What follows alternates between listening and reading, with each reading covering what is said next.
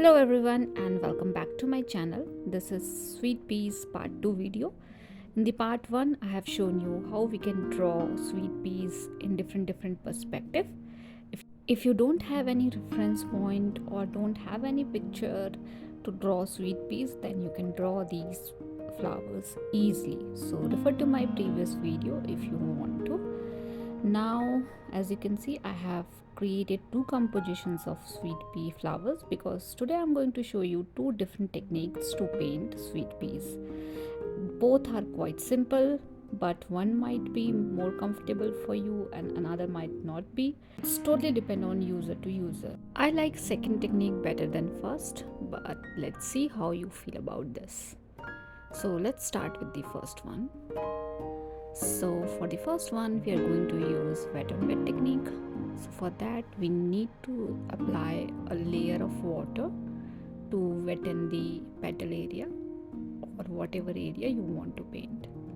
So we need to do it thoroughly, go back and forth, and you can see a fine layer of water in it. I would like to suggest, if you can do this one by one petal, it's better for you rather than wetting all the flowers, all the petals for a single flower. So sometimes it's quite difficult, especially if you are a beginner. So if you are a beginner, do it separately. But let me show you once what happened when we wetten all the area in one go. So I have wetted all the three petals in this particular flower. Now I'm applying color into it. So the first combination is about blue and purple. Let's use purple color first. So I'm applying this purple color as my sheet is wet, so it is spreading a little bit as well. And then you apply the same color in other petals as well, and you end up something like this. So you will not see any differentiation between the petals. So this is a bit difficult if you wetten all the petals together, but we can do something about it. It's not like you cannot, but it is not easy if your element is smaller.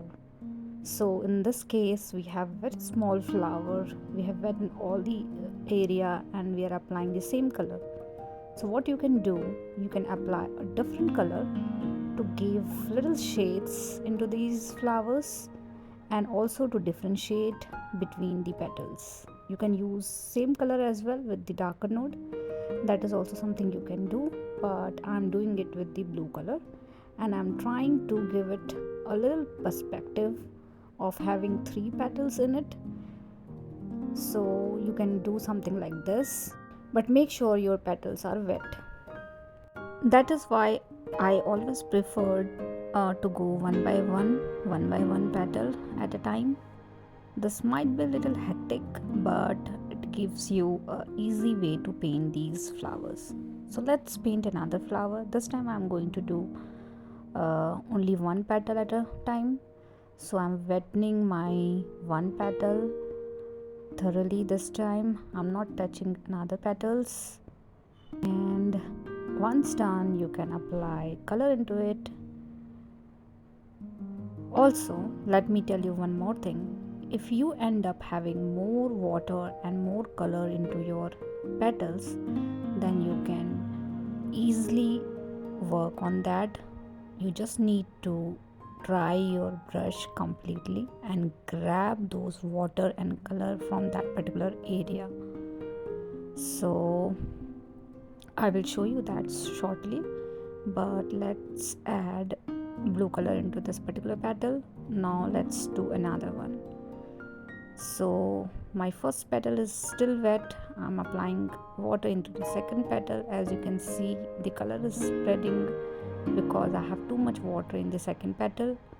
So what I'm doing, I'm drying my brush again and again and grabbing color and water from those areas. And as you can see, now I have a very fine layer of water.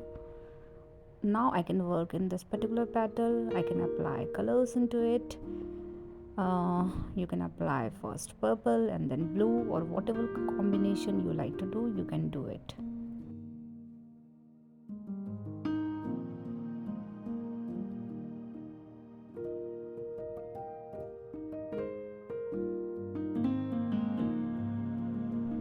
are almost done with the second petal as well. Now when it comes to third petal, the third petal is smaller, so I'm doing it directly using one stroke technique.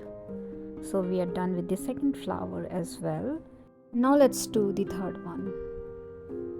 I think now you have understand what we need to do. You need to apply a layer of water, then you need to apply colors into it. If you feel your area is too wetty or too watery, you can grab those colors with the dry brush technique. You can dry your brush and grab all those water from those areas, and prefer to do it one by one, but you can do it all together in one go. So let me complete this particular one. If you have a smaller element, you can do it directly without using any technique, but if you have a bigger element, you can add multiple shades into your flowers.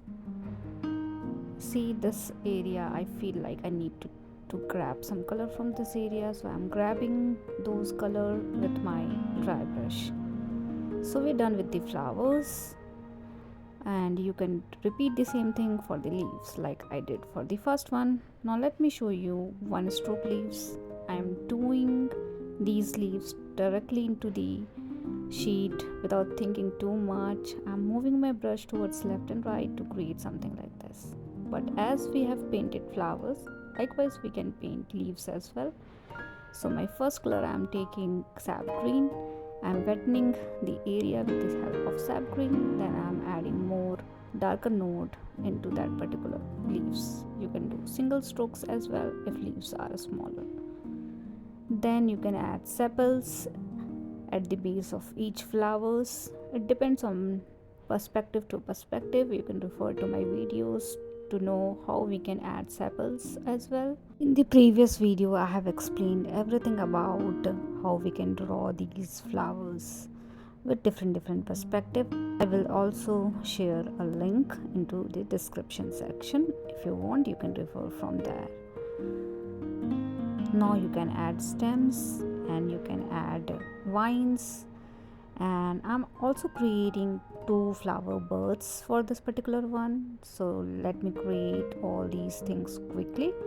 So I'm adding a triangle kind of shape with the help of purple color, and then I'm adding blue shades into it to create flower buds. In the flower buds, sepals are important, so don't forget to add sepal. So we are done with wet on wet technique. Now let's do the second one. This is wet on dry. So in this technique, we are keeping our sheet dry and we are going to apply colors into it.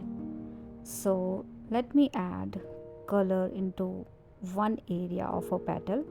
So this is one petal, it has one curl into it, so I'm applying my color into one area like this. And with the help of clean water, just make sure you have cleaned your brush completely, and with the help of clean water, just spread those color into your petals. So in this way you can get more shades into your petals. Now I have one curl into it, so that's why I'm keeping one fine negative space. As you can see, there is one negative space in between these two. This gives you a better vision for the curl and perspective of the petals. So this is my second petal. Again I have applied the color into the edges, and then with the help of clean water I just spread the color throughout the petals. Now let's do for another flower as well. So first I'm going with the pink color for all the petals, then we can add purple color into it. So this combination is about pink and purple. Whenever you feel like your color is too watery or your area is too watery, you can use dry brush technique. But as I'm doing, I'm applying clean water to spread some color. That's why I'm carrying 2 different color shades, darker node on the edges and the lighter node in between the petals. Now I'm applying small petals which is behind the main petals. So this you can do directly. You can create more petals around these flowers. You just need to create 2 main petals and then you can add multiple smaller petals behind it. So these things you can definitely learn through my previous video, so I'm not going to explain these things in detail. Now once you are done and you are comfortable with this technique, you can do it for multiple petals in one go. So I'm creating these 3 petals in one go. I have added dark color into the edges, and then with the help of clean water I'm spreading the color to create these flowers. But make sure your color is not too dry, and so that you can spread those color easily and you will not get any hard edges. So we need to avoid hard edges into the petals, so that's why you need to do it quickly. You can add purple shades in between like I did, and same technique you can also apply for leaves as well. So I'm adding this sap green and then I'm going to spread this color with the help of clean water. Technique is quite simple and I love this technique, and through this technique you can do things easily. So this works better for me as compared to the first one, but whatever you feel, whatever technique you are comfortable with, you can do these flowers. Now let me add few flower vines and sepals at the base of each flowers.